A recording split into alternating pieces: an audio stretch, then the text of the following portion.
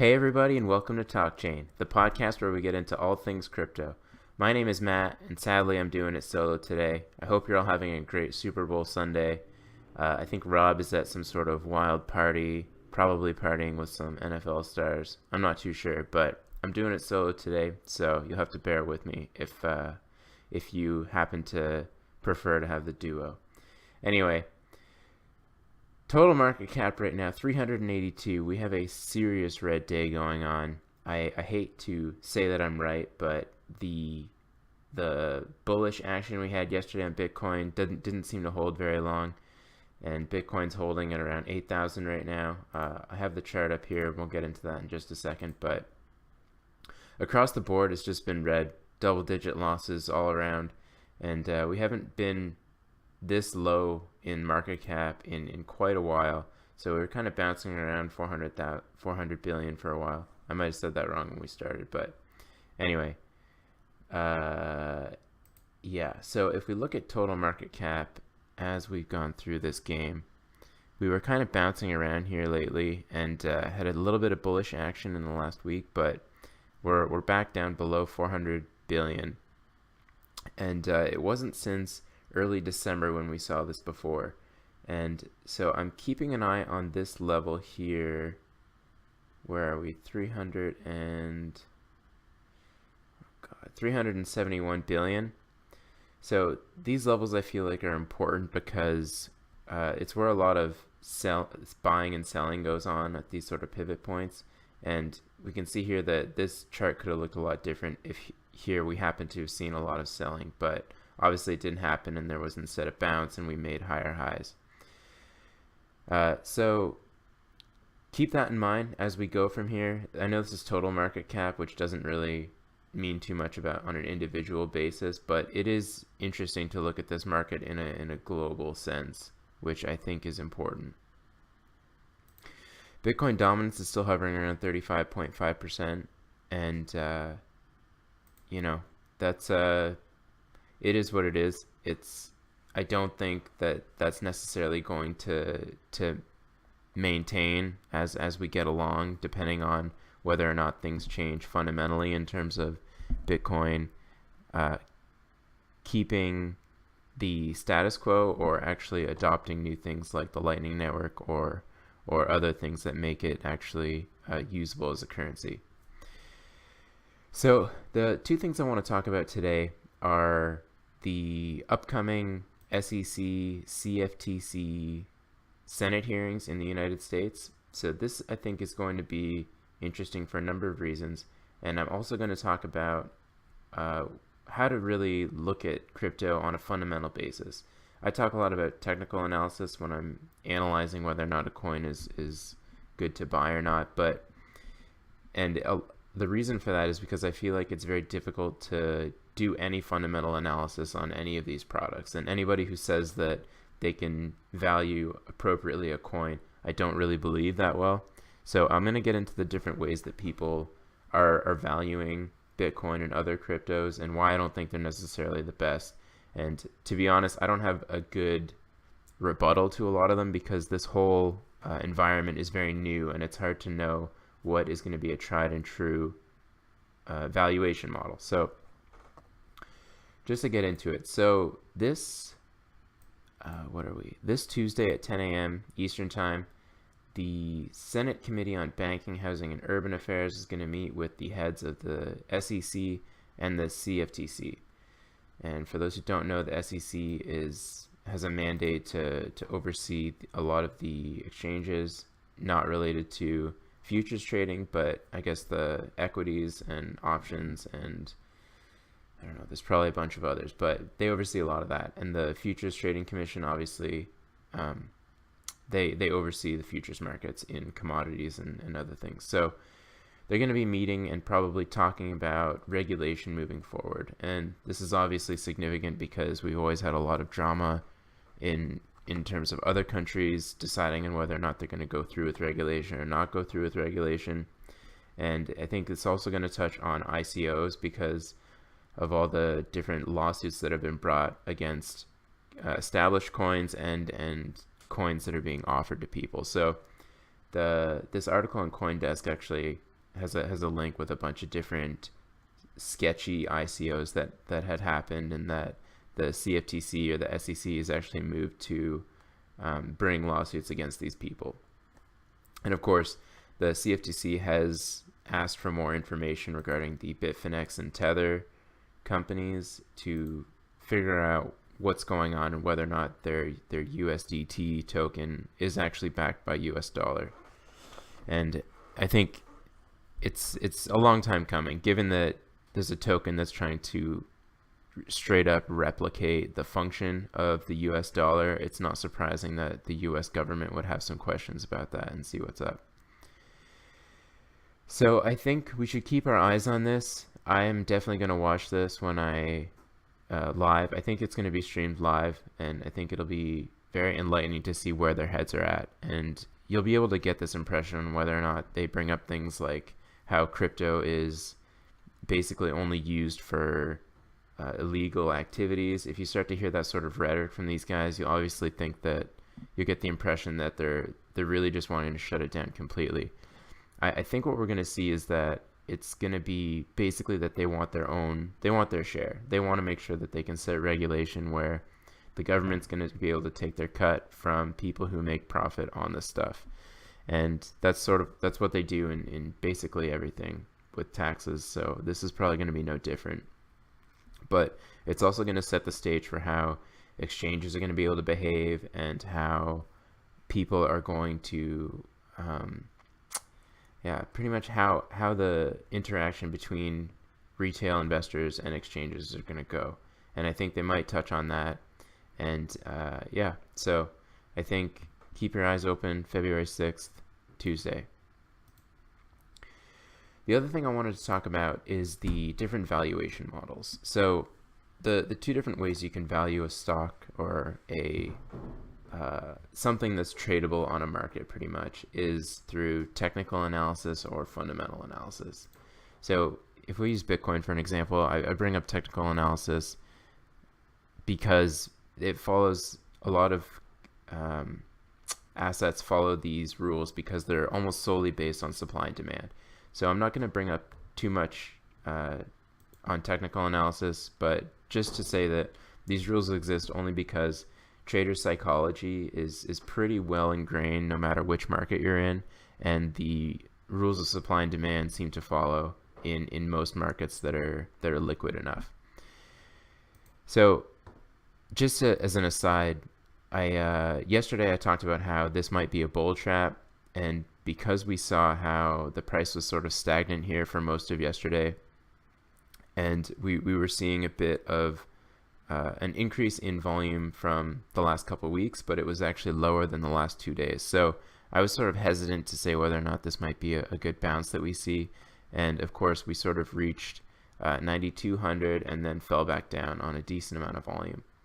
So what I'm getting from here is we're going to stay where we are. The volume is still higher than the average volume of the last 2 weeks, but we're not seeing as much as we had on those two big red days. So I think we're going to really figure out what's going on in this market based on the price action around 8,000, and that's what we're seeing right now. So we're going to test the 7,600 line, which I know there was a lot of buying and selling pressure here in early November. So we'll see how that goes based on the news from the SEC committee stuff that I just mentioned on Tuesday. So I think all of that's going to play a role in whether or not we start to see some bullish buying, or we continue to trend downwards. And this line in particular that I have, this resistance line, I think if we don't break this and start moving to the upside, we're going to continue to see bounces off of it and as we trend downward. So that is something else that I'm watching. Okay, so technical analysis, I'll talk about that next time. But fundamental analysis is where you really look at the fundamentals of a company in terms of how big their market is, how much they can sell, how much money they generate, what their balance sheet looks like. And all of this is readily available for publicly traded companies in terms of the regulation. They have to provide this information for everybody. So crypto's a little bit different though, in that there are companies behind the tokens, but the token's value isn't necessarily based on the health of the company behind it. So it doesn't really fit a normal model of a company based on this. And it's tough to see people try to stick to old methods when they don't really apply here, because the old methods have a lot of assumptions behind them. So one thing that I see a lot of people do is they compare the Bitcoin to, say, something like gold, and how you've heard this rhetoric about Bitcoin being a store of value just like gold is. And while there might be some truth to that, it's ludicrous to think that Bitcoin compares at all to gold in terms of properties that make it a good store of value. So besides the part where it could be possible, and it is possible, you need to think more about how likely it is for that to happen, and just given the dynamics. So, you know, Bitcoin has been tried and tested. It's been around for 10 years.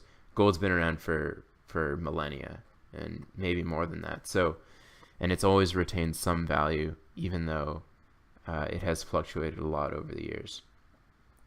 So I don't think that doing that is necessarily smart, just because the technologies are so much different that it's really hard to know if it could compete in terms of gold.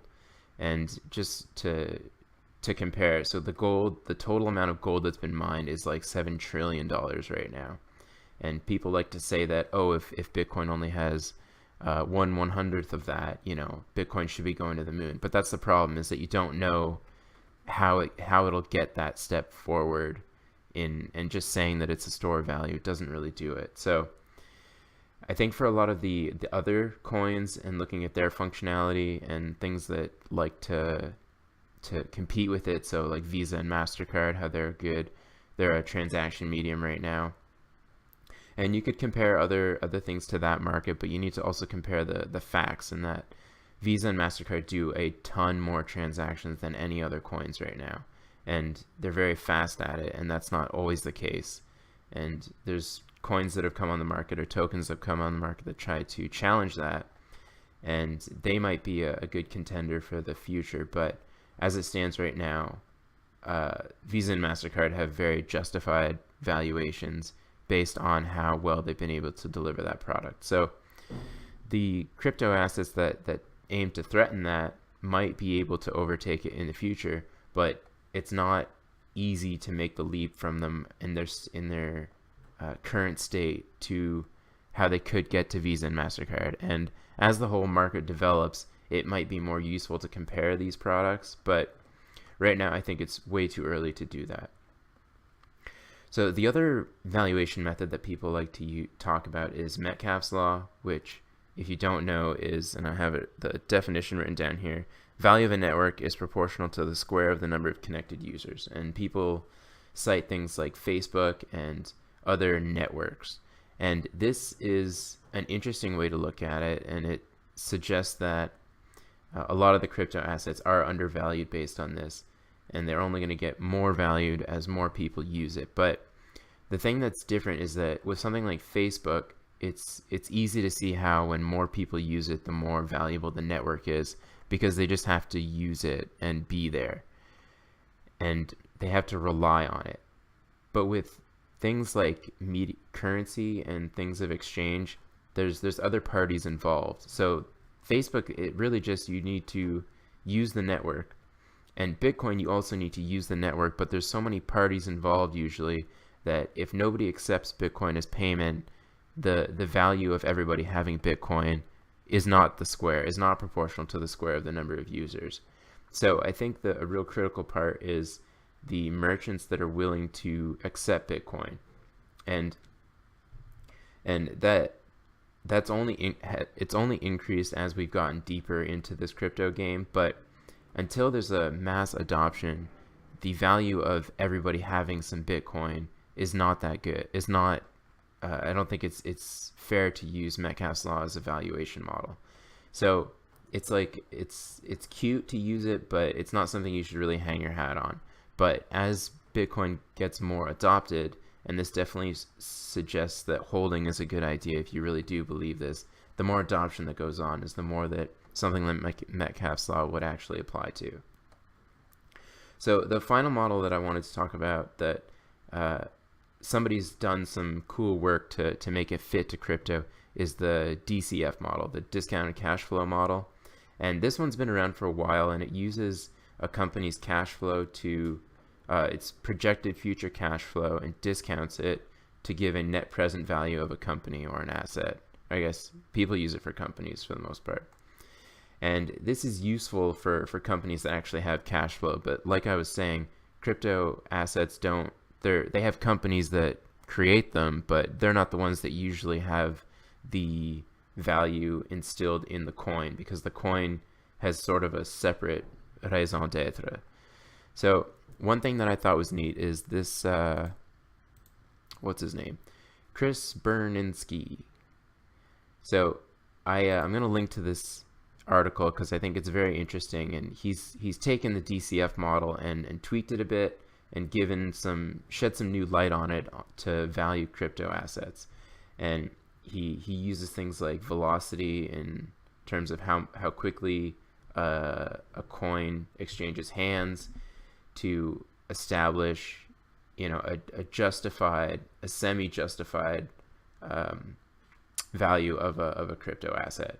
So I'm not going to go through this. Just a shout out to this guy because I think he did a lot of work for this, and I'll give a link to it. But the overall point that I want to make in terms of talking about valuation is that it's still very early, and it's very difficult to use fundamental analysis to tell whether a coin is justified in its market cap or it should be under or overvalued. So be very wary when it comes to people suggesting that a coin is undervalued and is a buy right now. It's very difficult to do that, and I think it's part of the nature of the speculation that goes on in this market. So just a word of wisdom, I guess, to be careful. So that's all I wanted to touch on today. I hope everybody enjoys their Super Bowl Sunday, and to please like, subscribe, or comment. Let me know what you think about where we're going in the future in terms of crypto, whether or not this bearish trend is going to continue or we're going to see anything better. And let me know if you think the Senate committee is going to have any effect on the entire crypto world when we see the results of that on Tuesday. So with that, I want to thank you, and we'll see you next time.